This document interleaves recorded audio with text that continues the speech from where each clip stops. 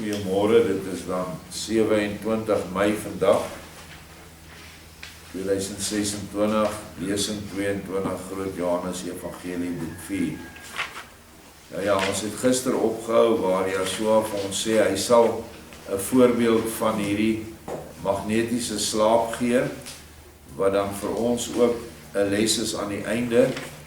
Dit is 'n middel, ek noem dit maar gereedskap, wat hy vir ons gee. Wanneer ek in die oggende bid en ek ontbind en bind die magte van die bose, dis gereedskap wat hy vir ons gegee het, wat ons moet gebruik. Baie keer dan sê mense, hulle kom by daai ou, maar hy wil nie hoor nie. Hy praat net kerk. Ek sê maar hoorie, toe jy nou in daai huis ingegaan het, het jy in jou hart die magte van die bose van die kerk gebind? Nee, hy het dit nie gedoen nie. Ek sê nou, hoekom gebruik jy nie die wapens nie? Dis die probleem, wanneer jy nie daai wapens gebruik nie, praat jy teen 'n gees, en nie teen die persoon se gees, of met die persoon se gees nie. Hy is afgeseel, hy het 'n gordyn voor hom, amper soos die voorhangsel, maar hierdie voorhangsel keer dat die waarheid deurkom na hom toe. Neem die autoriteit oor die magte van die bose voor jy met 'n mens oor die woord praat. Ek het dit al gedoen en ek het al tasbare voorbeelde gehad wat vir my gesê het dat ek wel die mag oor daai bose gees of daai dwaalgees gehad het. En dan sal jy met die ou praat en dan wanneer jy weggaan, kom daai gees weer terug, want jy het nie reg in sy huis om die gees vir ewig te beperk nie. Maar terwyl jy daar is in die naam van Yeshua, kan jy beheer uitoefen. Daai beheer het hy vir ons gekoop met sy bloed. En al kom die gees terug, sal hy altyd daai saadjie wat jy geplant het toe die gees weg was van die gees van die kerk, sal daai saadjie sal altyd daar wees. En hy sal dit nie vergeet nie. En as jy weer by hom kom en jy doen dit weer, dan word daai saadjie ontkiem hy nog so 'n stukkie verder, totdat uiteindelik die persoon heeltemal teen daai gees draai wanneer hy agterkom, hier is nie waarheid in dit wat ek geleer was nie. So dit is hoe ons moet werk, en hierdie magnetiese slaap, soos ek gesê het, ek het nog nie die moed gehad om dit te doen nie, maar ek begin vir my lyk of ons nou by die tyd aangebreek het vir ons, om dit te begin toepas. En ons sal dit met baie diep gebed vir Vader vra of ons dan nou op die vlak is waar ons dit kan doen. Want jy moet op 'n redelike geestelike vlak wees, anders dan gaan dit nie werk nie. Hoofstuk 43, jy onthou dat Yeshua gesê het, die kom nou 'n baie dom en 'n grove ou, wat enige mens, as jy hom sien, sê, hierdie ou kan nie gered word nie, dit is net te ver heen, hierdie wêreldse mens kan nie meer niks doen nie. En ons sien baie mense wat ek glo ons dit in ons harte dink, as ons dit nie dan ook baie keer uitspreek nie. En hy gee ons nou 'n les daarin, wat gaan gebeur. Ek wou eers hierdie stuk oorslaan, en gaan na wanneer hy begin met die behandeling, maar ons moet 'n goeie idee kry van hoe hierdie man se gesindheid was, wat die genesing gekry het. Daarom moet ons maar deur hierdie goed werk vanmôre. Soos ek weer eens sê, dit is aanleiding tot hierdie proses van magnetiese slaap, en daar is nie veel verlossings en reddingswaarheid hierin nie. Dit is 'n verhaal wat vir ons versterk om uiteindelik hierdie ding te doen. Skaars het ek Yeshua dit gesê dat die ou pad is, of daar verskyn ons man, genaamd Zorel. Hy sien daar erg toegetakel uit, is gehul in half verbrande, vervlenterde vodde, en maak baie lawaai. Ek wink vir Julius om hom te gaan vra wat hy wil hê. En Julius stap met 'n ernstige gesig na hom toe, en doen wat ek hom gesê het. Zorel bly staan en sê met 'n vaste stem, ek is 'n burger uit die stad, waar al my besittings verbrand het, En ek het vandag eers gehoor, dat die hoë Sirenius hom hier bevind, om die slagoffers van die brand vorstelik te help. Ek het dan ook moed geskep om hom vernaamlik hierheen om te sien of Sirenius wel hier is en of hy werklik iets doen vir die slagoffers. As hy wat by edele Romeine gebruiklik is, iets doen, dan sal ek ook beslis nie verniet hierheen gekom het nie. Doen hy egter om watter rede dan ook niks nie, wel dan sal hy op daardie niks doen vir my seker geen uitsondering maak nie. Sê my daarom, edele Romein, of Sirenius hier is, en of hy inderdaad, soos wat mense vertel het, weldadigheid beoefen, sodat ek na hom toe kan gaan en hom daarom smeek.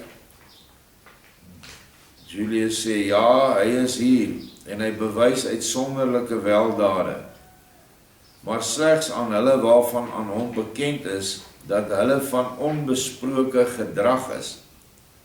As daar by jou ook geen twyfel daaroor bestaan nie, dan sal jy nie met leë hande terug gaan huis toe nie. Hy sit nou daar aan die lang tafel in die skaduwee van die hoë sipresse en seders, en verleen aan elkeen 'n audiensie. Gaan daarheen en stel jou aan hom voor, maar weet om jou goed te beheers, want hy sien so skerp soos 'n adelaar, en herken die karakter van 'n mens dikwels met die eerste oogopslag. Wat hy waarneem, is soveel soos 'n beëdigde waarheid, en weet die een wat hom teespreek. Hy is nooit kritischer as wanneer hy weldade uitdeel nie. En wat maak hierdie Sirenius nou so skerp, dat hy alles van die karakter kan weet? Natuurlik die teenwoordigheid van Yeshua, want Yeshua het al reeds vir hom gesê, wat 'n karakter hierdie man het. En wanneer ons dan so 'n verhouding met Yeshua het, sal ons ook die karakter kan sien van 'n mens wat na jou toe kom. Jy tel dit op, jy sien werklik in sy siel in. Vers 5, Zorel dink na hierdie inleiding diep na oor wat hy onder hierdie omstandighede sal doen. Na rukkie besluit hy egter om na Sirenius te hink, wat eintlik maar domme aanstellery van hom is, so hy maak nog of hy krippel is. By Sirenius aangekom, buig hy 3 maal met sy kop tot teen die grond. Nadat hy met die 3de buiging klaar was, sê hy met 'n bewende, kruisende stem, Geëerde Heer en baie streng gebieder, ek, Zorel, voormalige eenvoudige burger van die afgebrande Caesarea Philippi, versoek u allerhoogste Romeinse gestrengheid om my arme sater is 'n duiwel, van 'n verongelukte mens te help, met enige op sigself gewone geld, en met 'n bietjie klere, omdat ek maar net hierdie flenterlappe besit. Ek was die opregte besitter van 'n klein huitjie, op 'n skraal landery, 2 morge groot. Ek het ook 'n vrou gehad, wat die gode 2 jaar gelede van my weggeneem het. So hierdie ou praat van die gode, hy is definitief 'n afgode dienaar, 'n heiden. Weggeneem en dadelik in die paradys opgeneem het. Kinders besit ek nie, wel 'n diensmaag waarmee ek nog saam woon, maar ook sonder kinders. My roerende besit het bestaan uit 2 skape, 'n bok en 'n donkie, en sommige slegte landbouwerktuie en bietjie klere. Alles het 'n prooi van die vlamme geword, terwyl ek besig was met die blus van ander huise. En as ons teruggaan na wat Yeshua gesê het, is nie waar nie, hy lieg. Hy was besig om rond te soek vir nog goed wat hy kon steel. Ek is nou, net soos honderde andere soos ek, 'n algehele bedelaar. Selfs my maagd, wat my enigste steun en toeverlaat was, het my verlaat, omdat ek haar niks meer kon gee nie. Die woord moet eintlik wees diensmaagd, wat ek egter nie sal vergeet nie. want mag ek die buitengewone geluk hê om weer in die besit van 'n hut en ander dinge te kom, dan moet sy maar net probeer om terug te kom. En dan sal ek wel weet, of goed weet, om die ligsinnige die deur te wys. So ons kan optel dat hier is ook nog 'n baie diep wraakgierigheid in hierdie ou. Daar's definitief nie, is hy 'n vergewensgesinde mens nie. Dis maar die eienskappe wat nou uitkom wat Joshua ons wil wys. Ten spyte van daai eienskappe kan daar hulp gebring word. Vers 8, ek sal trouens tydens die res van my lewe alles wat vrou heet, vermy en verag, want geen vrou is iets werd nie. Mense vertel wel dat ek 'n onnozele os is, en glad nie weet hoe ek met 'n vrou moet omgaan nie, en dat my vrou van verdriet gesterf het.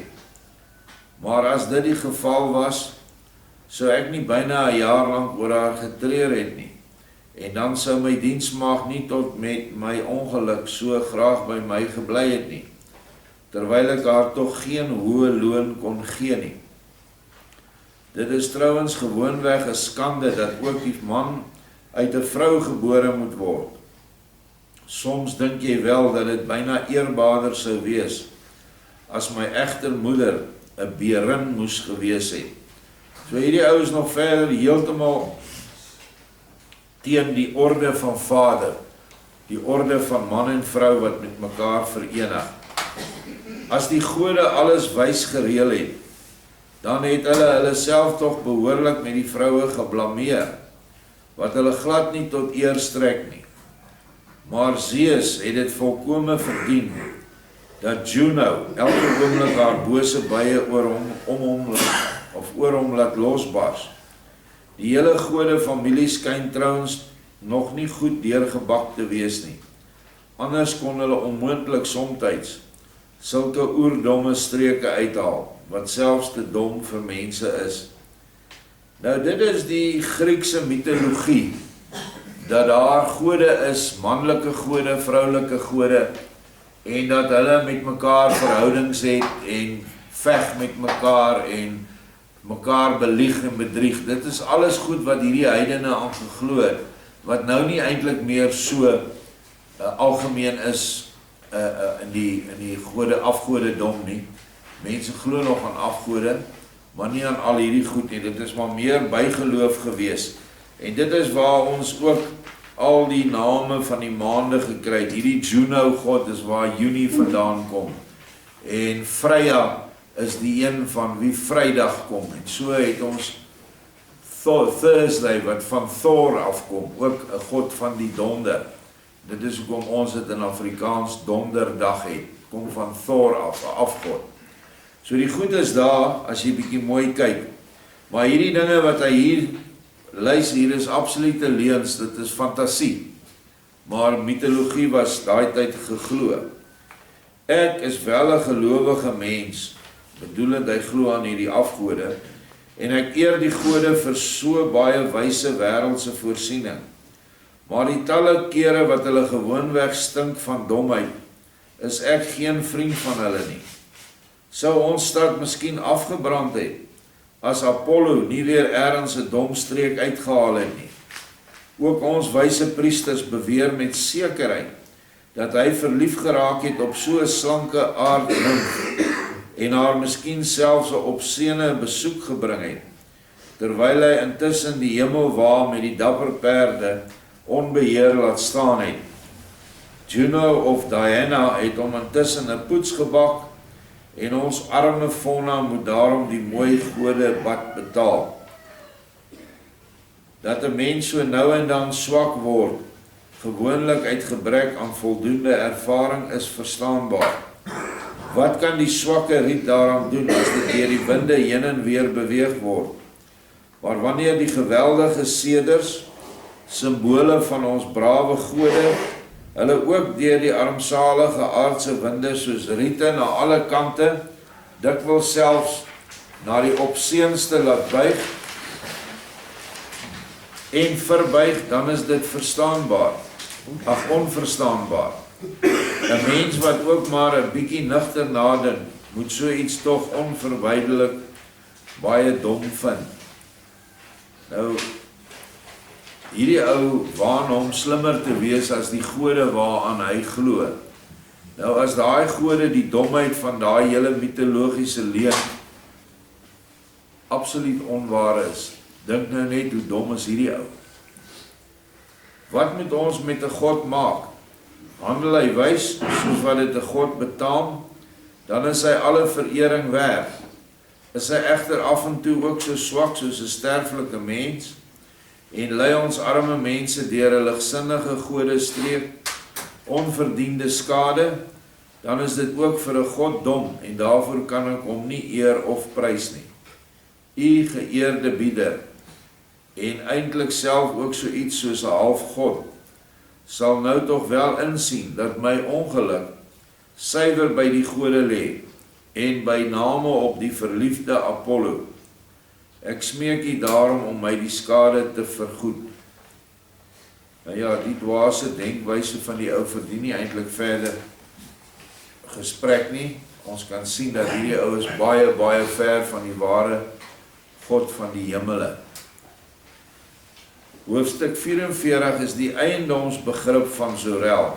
Onthou, ons het nou vooraf het Joshua ons gesê, die ou het alles wat hy het, die skape, die bokke en die, wat was daar nog, 'n donkie, dit het hy als gesteel. Nou is hy besig om homself nou te verdedig of te verweer.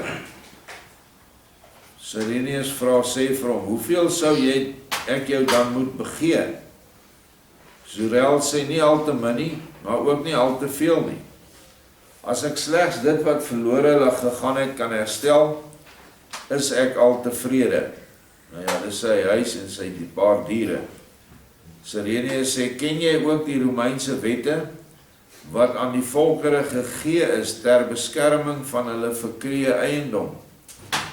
Zorel sê, o ja, weliswaar nie alles soos wat 'n regsgeleerde dit ken nie, maar sommige ken ek tog.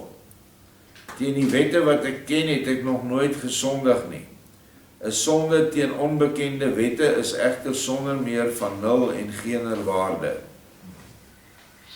Ek is trouwens 'n Griek, en ons Grieke het die wette betreffende die streng geskeie myn en duin, dit is die Hollandse woord vir myne en joune, nog nooit al te ernstig en presies opgeneem nie, omdat ons meer voel vir algemene as vir privaat besit.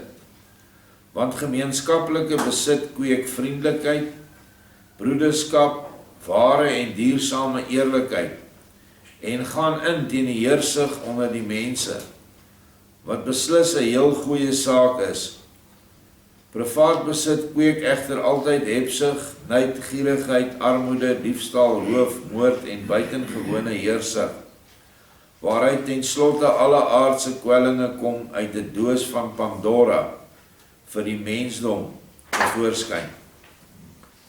Nou wat hierdie ou hier sê, moet 'n mens in die algemeen ook kyk na vandag, en die denke van hierdie persoon is basies kommunisties, dat alles vir almal is, en dan kry die slegte eintlik meer as wat hy sou kry as hy self gewerk het vir sy eie welsyn. En dat om nou iets privaat te besit, sê hy nou, dit bring al hierdie goed voort, wat nie waar is nie. Daai eienskappe wat so negatief is, kom eintlik erger voort in so 'n kommunistiese stelsel. En die eienskappe van hebsug, nyd, gierigheid lê alles by die eie ek van die mens, by die hoogmoed van mense wat natuurlik dan as hulle baie besit, wil hulle nog meer hê en onderdruk hulle die arme mense wat min en niks het nie. So ons weet nou uit watter agtergrond hierdie persoon kom. As daar geen oordrewe streng wette ten gunste van privaat besit sou wees nie, dan sou daar ook baie minder diefstal en allerlei bedrog gewees het. Ek sê en beweer dat die wette wat privaat besit beskerm, vir die besit die goed bemeste landery is waarop alle denkbare sondes gedei en ryp word, terwyl by gemeenskaplike besit geen nyd, hebsug, jaloesie, laster, bedrog, diefstal, roof, moord en nog die een of ander oorlog en ander ellende ooit kan voorkom nie. Omdat ek egter die wette ter beskerming van privaat besit altyd as 'n gruwel ten opsigte van die vriendelike en broederlike samelewing gesien het en nog steeds sien, het ek my in elke geval by klein sake nooit 'n gewetenskwessie daarvan gemaak as ek dit op 'n onwettige manier in my besit kon kry nie. As iemand egter by my op dieselfde manier iets leen, het ek hom daarvoor ook beslis nooit vervolg nie. My hut en my landerye is my wettige eiendom. Wel met dit wat hulle as lewende hawe in my besit bevind, het ek dit om die reeds genoemde ware beweegrede nooit so baie eng geneem nie, omdat ek 'n Spartaan is, vir wie Sparta en sy ou en baie wyse wette ken, sal dit duidelik wees waarom ek dit met klein, sogenaamde diefstalle nooit so eng beskou nie. Beide die skape, die bok en my donkie was nie gekoop nie, maar eintlik ook nie gesteelde besittings nie, want ek het hulle in die bos, sê maar wild weidend gevind, weliswaar nie op een slag nie, maar tog met verloop van tyd. Die eienaar van die groot bosweiveld is ook eienaar van talle duisende van die diere. Vir hom sal die geringe verlies sekerlik geen pyn besorg het nie. En vir my kom dit baie goed te pas. Kyk nou hoe oneerlik hy is en nie die oneerlikheid van hom vat hy en hy regverdig homself dat hy hierdie ou so goed gesteel het, maar hy het baie. En daar's baie mense wat dit vandag so beskou, hoor. Veral ook hier op die plaas. Ja, hy het baie, ons kan maar vat. Sal dit nie agterkom nie. Dit is 'n houding wat uit die bose uitstam, want dit is nie 'n houding van naaste liefde nie. Als in Pretoria is daar 'n lektor wat gesê van al die soort tale in Suid-Afrika, die woord steel bestaan nie. Leen, ja, maar nie steel bestaan nie. Wys jy nie. Daarmee het ek my seker nie al te erg aan die Romeinse wette ter beskerming van besit besondig nie, veral omdat ek die genoemde diere in die groot uitgestrekte bos, dwalende op hulle eentjie aangetref het, en hulle tog al verlore was vir hulle wettige eienaar. Die afslaan van die oes is selfs by die Judeërs geoorloof, wat beweer dat hulle van die hoogste Elohim self 'n wet daarvoor gekry het. Waarom sou dit dan by ons Romeine 'n misdaad wees? En hier is weer 'n verdraaiing van die reg, want die afslaan van die oes is 'n opdrag vir Israel gewees, staan in die wet. Maar dit is die eienaar wat toestemming gee dat hierdie mense kan inkom, die arme mense, en hulle kan die laaste vrugte wat nog aan die bome hang, kan hulle afhaal, of die koring wat op die kante van die land nie gesny was nie, dat hulle dit kan afsny vir hulle. Dit is 'n toestemmingsgebruik, nie 'n gebruik wat jy sommer net vat nie. So hy verdraai ook hier die reg. Slegs met die swaard in die hande van die magtiges van die aarde, dis deur wille, beer en leeu geweld, laat hulle so 'n onsinnige wet vir die beskerming van privaat besit verdedig, maar met die verstand nooit. Ook al sou 10.000 gode daarvoor wees, dan is ek tog daarteen, solank ek sal lewe en in staat sal wees om so suiwer te dink soos wat ek nou en altyd gedoen het. U geëerde gebieder het wel die mag van die swaard, en kan my arme dier tugtig soos u wil, maar die reguit lyne van my lewensbeginsels sal u met alle wapens van Rome nooit kan krombuig nie.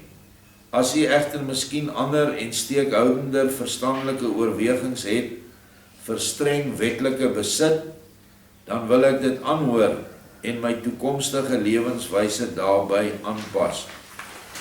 Einde van die hoofstuk. So wat ons basies hieruit leer nou voor afgaande op die wyse hoe ons die magnetiese slaap moet doen, het ons hier met 'n deurtrapte, slinkse, geslepe, dom mens te doen, wat sy domheid regverdig, sy geslepenheid regverdig, dat hy mense so goed kan steel, want hulle het baie meer as hy, en hy het die reg om dit te doen.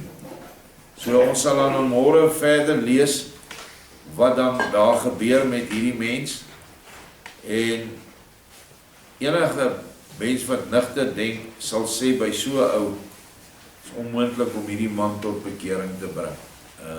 Hy het net te diep, eerstens in die heidense afgode leer geval, en te diep in sy eie liefde ingeval. Maar ons sal sien wat kom nou hier uit. Baie dankie.